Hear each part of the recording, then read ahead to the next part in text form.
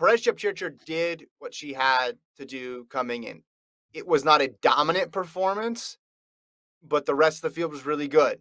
And her finishing kick in that last stretch was mighty impressive, and she got the win. And not every marathon is going to be one where you assert your dominance at 30K or you run away from the field after the halfway mark. Sometimes in the current state of marathoning where it's so deep, some of it requires that last finishing burst, and she ran away from Vila and got the victory. So I think 2022 is all going to be about sorting out who's the best woman between her, Kosgei, and Jep Kosgei.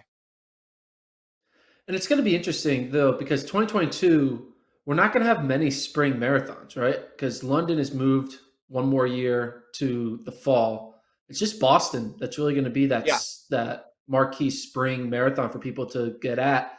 And yeah, maybe it makes sense because everyone was packed up into this fall season that maybe more people are going to want to take off in the spring and kind of reset their gears for fall and then kind of be really back on their normal schedules.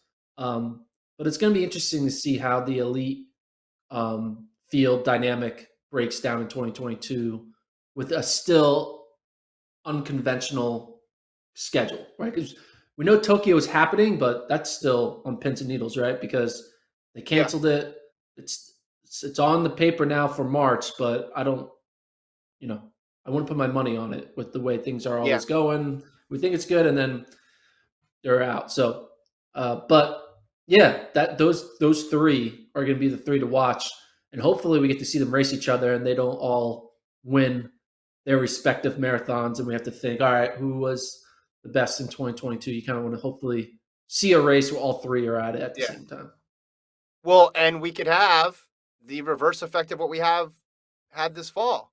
Because if we just have Boston in the spring, maybe everybody goes to Boston. I know there's other options out there. There's Tokyo potentially. There's all these other non-world marathon majors that attract top talent, but maybe we have a reversal. Maybe Boston gets the Amex card out, gets the checkbook out, and just says, "This is it.